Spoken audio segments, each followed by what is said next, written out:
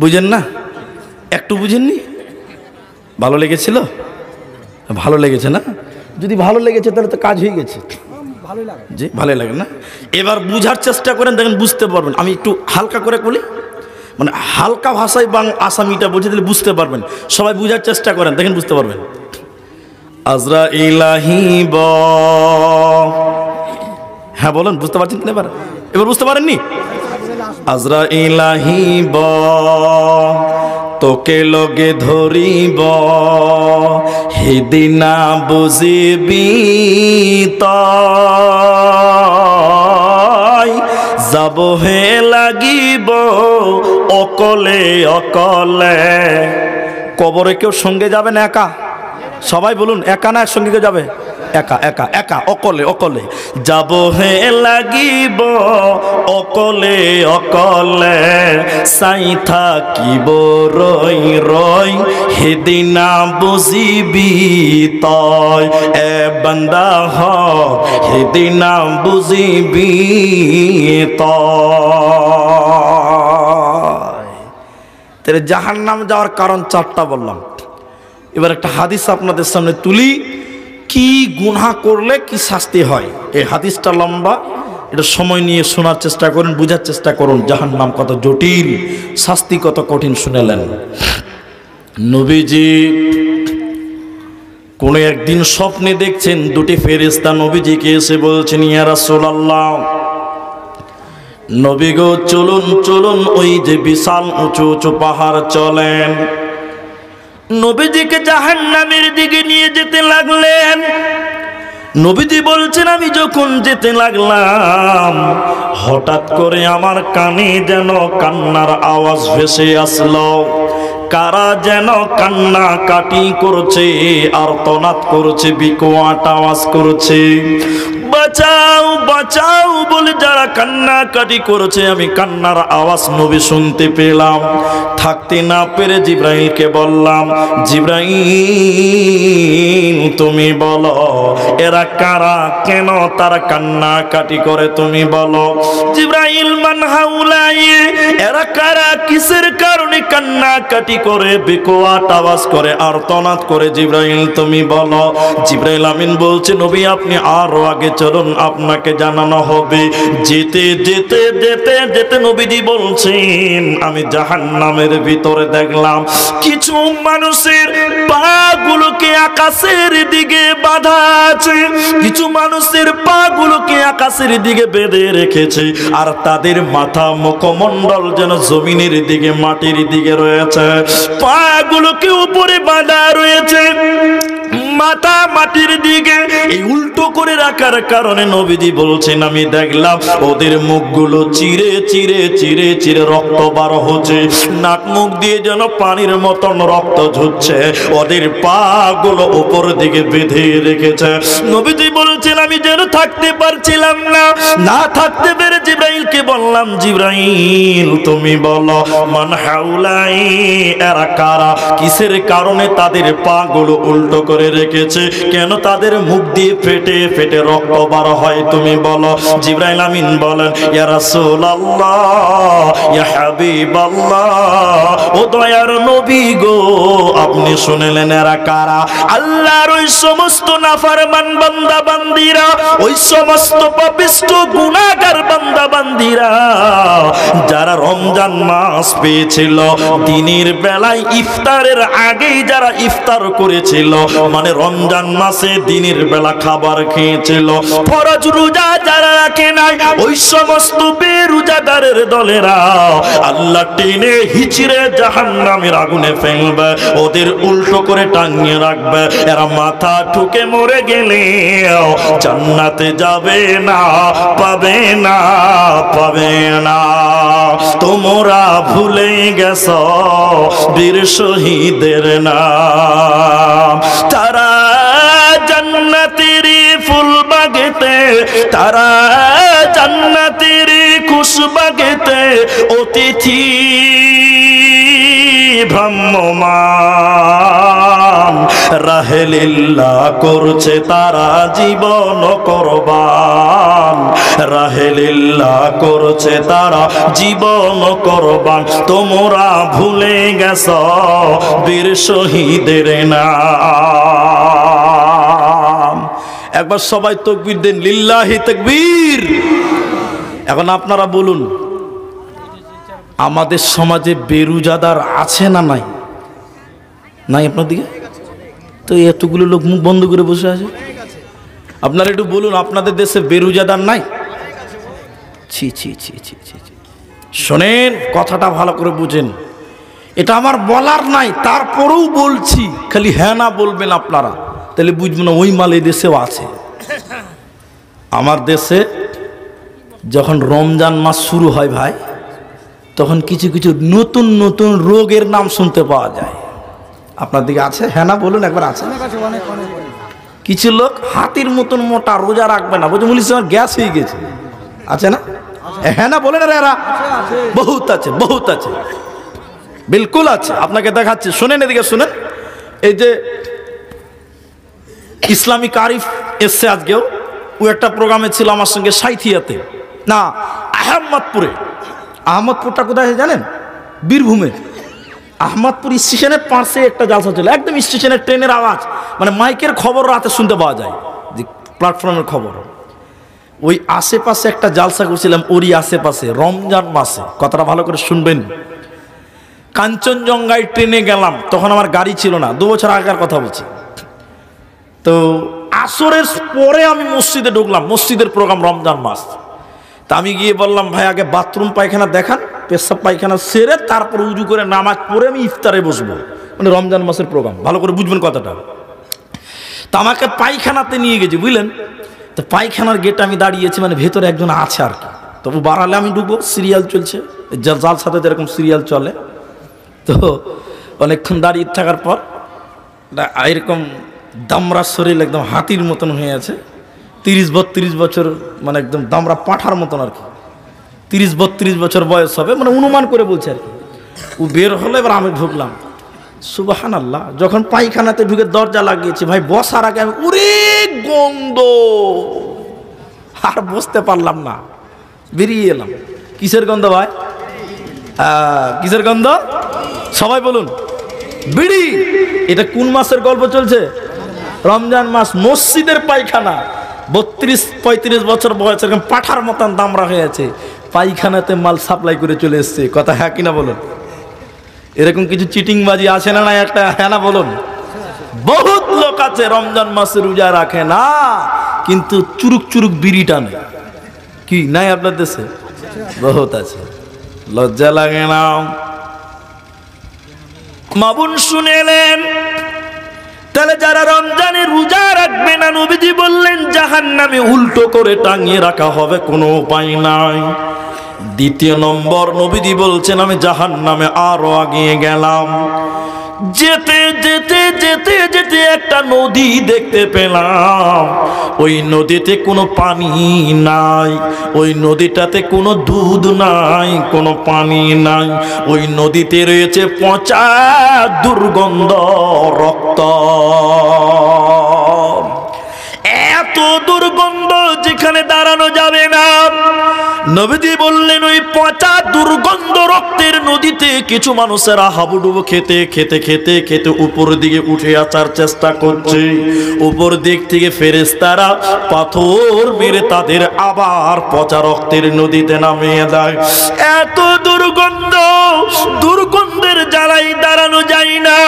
নবীজি বলেন আমি থাকতে না পেরে বললাম জিবরাইল তুমি বলো মান হাউলাই, এরা কারা? কেন তাদেরকে পচা রক্তের নদীতে ডুবানো হলো বলো? হে নানারাহির মুসলমান, হরিশ্চন্দ্রপুরের মুসলমান, কি অপরাধী আল্লাহ তাদেরকে পচা রক্তের নদীতে চুবিয়েছে শুনেলেন? মা বোন শুনে নাও। নবীজি তখন জিজ্ঞাসা করলেন, জিবরাইল তখন বলছেন ইয়া রাসূলুল্লাহ আপনি শুনেলেন এরা কারা? নবী গো এরা কারা শুনেলেন?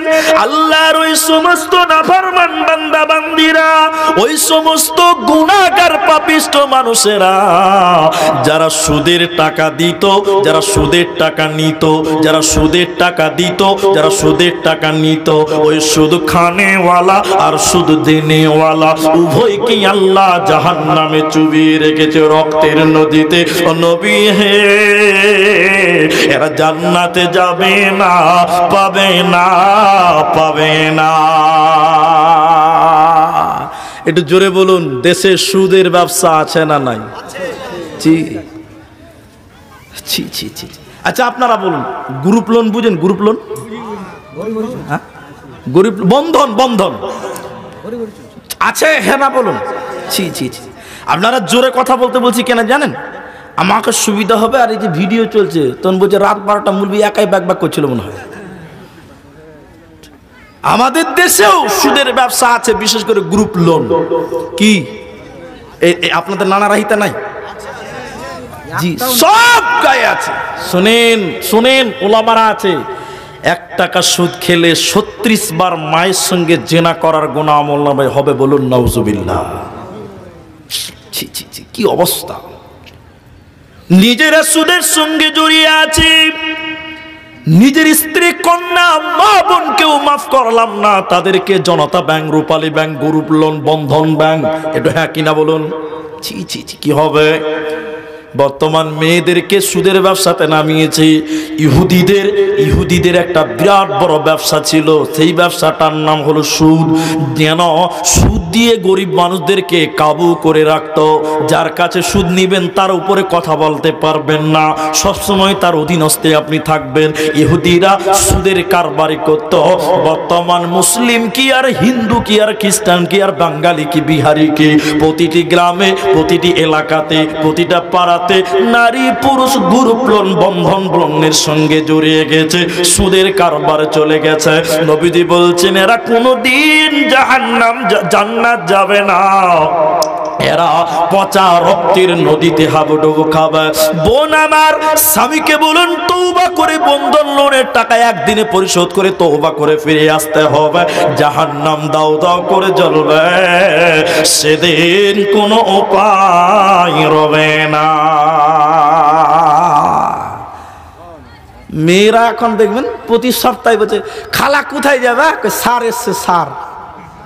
ওটা সার, ওটা সার, ওটার নাম কি বললাম? সার। রোববার দিন যাচ্ছে বুবু আমার কিস্তি দিতে, কি অবস্থা!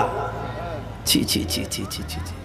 আর আপনাদের তো গ্রাম অঞ্চল, কি আর বলবো। যাক, মাফ করুক আল্লাহ, আমাদের সকলকে মাফ করুক। সকলে বলেন আল্লাহুম্মা আমিন।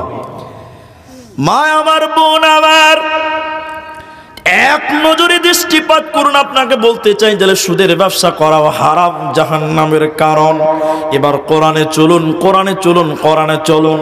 যে আয়াতটা আমি পড়েছি তার দিকে একটু একটু করে আগাবো, কেউ বিরক্ত হবেন না, একটু ধৈর্য ধরে কেউ উঠবেন না। এই আয়াতগুলো বুঝার আছে, তাফসীর করলে ভালো লাগবে।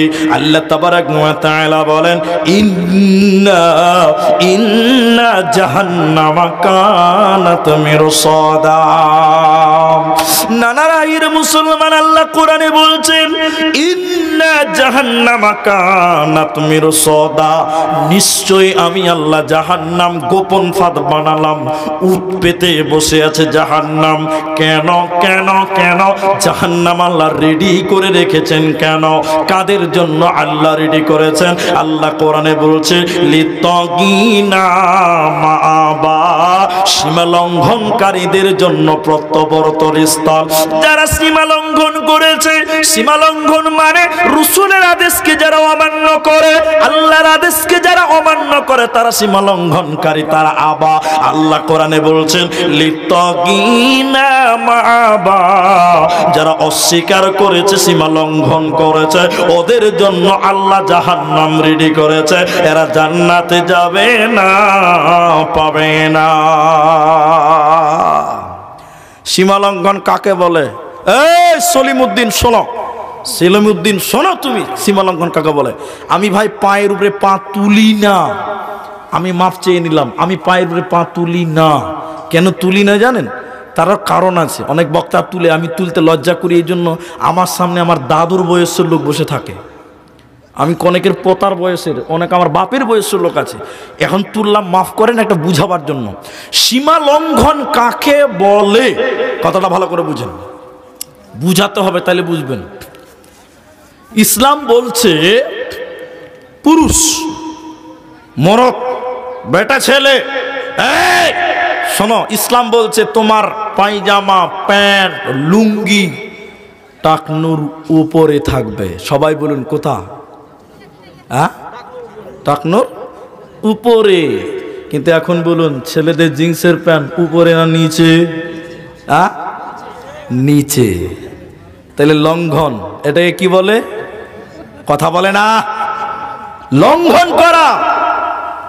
তাহলে আল্লাহ বলছেন যারা সীমা লঙ্ঘন করবে তাদের জন্য অবস্থা। আর এখন এই দেখেন জিন্সের প্যান্ট দেখেন কি অবস্থা, উঁচু করে রেখেছে। এরা খুব চালাক মাল আছে, যে মূল ভিতর কুটকুড়ি মেরে দিয়েছি, তুই কি বলবি রে, গুটিয়ে রেখেছে, যাক নামাজ পড়ছে, ভালো ছেলে। শোনেন, মেয়েদেরকে বলা হয়েছে তারা পায়জামা প্যান্ট পায়জামা যা আছে না কেন টাকনুর নিচে পড়তে হবে। মা বোন ও জমেলার মা শোনো, পায়জামা প্যান্ট কুর্তি কোথা থাকবে? কথা বলে না, কোথা থাকবে? নিচে নিচে নিচে। কিন্তু এখন আপনারা বলুন মেয়েদের পায়জামা নিচে থাকে না উপরে থাকে? একটা পোশাক আছে তার নাম হলো প্লাজো। চিনেন? চিনেন? সোশ্যাল মিডিয়াতে আমি নাম দিয়েছি তার নাম ঢেলাজু, ঢলঢল করে বেড়াচ্ছে দেখবেন। প্লাজো কি টাকনুর নিচে থাকে না উপরে থাকে? কথা বলেন, আর মনে হয় উপরেই থাকে। তাহলে সীমা লঙ্ঘন হলো কি হলো না? এটা বলুন হ্যাঁ কি না? হলো। আল্লাহ তাবারাকা ওয়া তাআলা বলছেন, ও নানা রাহির মুসলমান, লিত্তাগিনা মাআবা, যারা আল্লাহর সীমা লঙ্ঘন করেছিল, নবীজির আদেশকে যারা অমান্য করেছে, ওদের জন্য জাহান্নাম। সেই জাহান্নাম যখন মানুষের চলে যাবে, কতদিন জাহান্নাম থাকতে হবে? মা আমার বোন আমার শুনে নাও, লাবিসিনা ফিহা আহকাবা, ওই জাহান্নামে মানুষেরা যুগ যুগ ধরে থাকবে রে, জাহান্নামে মানুষেরা যুগ যুগ ধরে থাকবে। শুনে নাও, আল্লাহ কোরআনে বলেছেন মুসলমান জাহান্নামে মানুষেরা যুগ যুগ ধরে থাকবে, তার প্রমাণটা শুনে নাও। মুসলিম শরীফের ভিতরে হাদিস রয়েছে, হাদিসটা শুনবেন ভালো লাগবে। নবীজি বলেছেন জান্নাত এবং জাহান্নাম মধ্যখানে একটা ফাঁকা ময়দান আছে, ওই ময়দানে আমার আল্লাহ একটা পশুকে কানে ধরে টেনে টেনে নিয়ে আসবেন। ওই পশুটা উট না দুম্বা না ভেড়া না গরু না ছাগল, আজীব রকমের একটা প্রাণী জান্নাত জাহান্নামের মাঝখানে কানে ধরে আল্লাহ টেনে টেনে নিয়ে আসবেন। এরপরে একটা চাকু নিবেন, ছুরি নিয়ে আল্লাহ ওই পশুটাকে আল্লাহ জবাই করে দিবেন। আমরা যেমন কুরবানিতে জবাই করি ওই রকম আল্লাহ জবাই করবেন। জবাই করে দেওয়ার পর আল্লাহ বলবেন, ও জান্নাতি রে, তোরা বল আমি আল্লাহ কি পশু জবাই করলাম, তার নাম তোরা বলতে পারবি কি? বল। জান্নাতীরা বলছেন আল্লাহ আপনি ভালো জানেন, আমরা জানি না। এরপরে আল্লাহ বলবেন, ও জাহান্নামী রে, তোরা বল আমি আল্লাহ কি জবাই করলাম, পশুটার নাম তোরা বল। জাহান্নামীরা বলবেন আল্লাহ আপনি জানেন, আমরা জানি না। এবার আল্লাহ তাবারাকা ওয়া তাআলা বলেন, ও জান্নাতী রে, আমি যে পশুটাকে জবাই করলাম এই পশুটার নাম মরণ। মরণকে আমি আল্লাহ জবাই করে দিলাম। জান্নাতীরা মরণকে জবাই করে দিলাম। জান্নাতের ভিতরে তোমাদের মরণ হবে না, কারণ আমি আল্লাহ মরণকে জবাই করে দিলাম। ও জাহান্নামী শুনে নাও, আমি আল্লাহ মরণকে জবাই করে দিলাম, জাহান্নামে তোদের আর মরণ হবে না। এজন্য কোরআনে বলেছেন আল্লাহ লা ইয়ামুতু ফিহা, ওইখানে তারা মরবে না, মরবে না, মরবে না। অতএব জাহান্নামে মানুষেরা যুগ যুগ ধরে থাকবে রে, সময় শেষ হবে না, হবে না। যখন জাহান্নামে চলে যাবেন, জাহান্নামীদের খাবারটা কেমন আল্লাহ দিবে? কি খাবেন? দুনিয়াতে গরম লেগেছে, কোল্ড ড্রিঙ্কস খেয়েছেন, আপনার ঠান্ডা খেয়েছেন, ফ্রিজের পানি খেলেন, শুনেলেন ভাই আমার লাইটটা বন্ধ করো, এই লাইটটা বন্ধ করো।